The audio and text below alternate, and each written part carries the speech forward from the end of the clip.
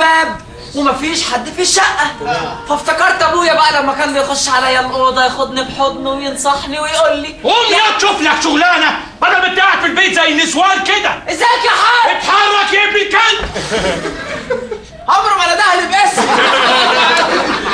بس كنت بحبه. مش ابوك. المهم ان انا بعد شوية سمعت حس ناس غريبة بره قاعدين يقلبوا في الشقة وبيقسموها وكل واحد بياخد الحتة اللي على مزاجه. سيد عليا وحشتيني قوي يا بنت. سيد انا هضيع من ايدك، انت لازم تتصرف عشان نقدر نتجوز. لازم يا سيد. وانا عايزه اتجوز بس منين؟ الناس اللي بره جابوا الشقه على البلاط وانا ما حلتيش اللضا وميلت على واحد صاحبي. تربيه فيكم يا حوده يا حبيبي. عليا النعمه يا انت مرزق. خير لقيت لك بقى حته شغلانه عندنا جنب البحر وكتاب الله. ايوه شد الشبك شد، صياد السمان وصل. قول لي يا ريس حمام، هو الطير ده بيهاجر ليه؟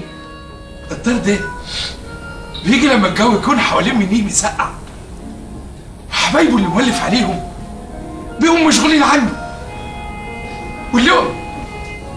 اللقمة اللي متعود ياكلها ما بيلاقيهاش، وعشان ما حيتوش غير جناحاته أول حاجة بيفكر فيها إنه يطير وخلاص. أقوم اصطادني.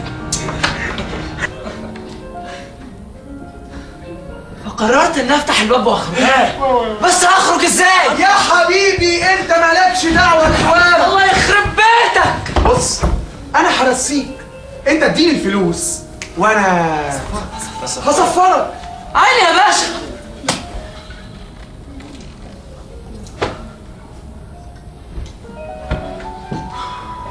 هو وعليا وابويا خلوني مش شايف اي حاجه غير ان انط من الشباك، وانا ونصيبي يا هنزل حي يا هنزل ميت.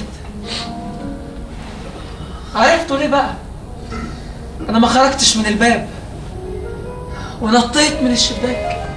نام يا مسيب نام، مفيش احسن من النوم على البحر. على رأيك انت باصص للسماء وعينيك مفتوحين. عندك حق، النومة دي مريحة قوي. الدنيا وما فيها. صدق وتؤمن بيها يا سيد. لا اله الا الله. والله يا سيد عمري ما حسيت اني مرتاح بالشكل ده.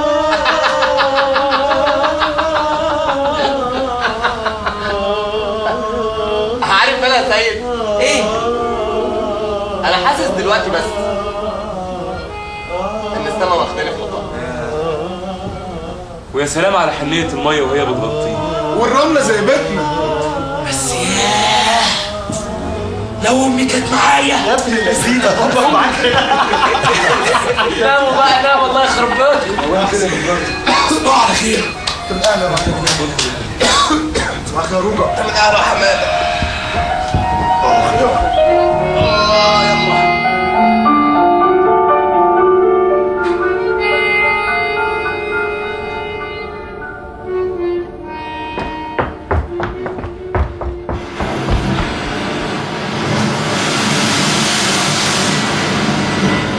ومن أخبار في حادث مأساوي على شاطئ مدينة باليرمو الإيطالية تم العثور على جثث ل21 شابا ألقتهم الأمواج على شاطئ البحر.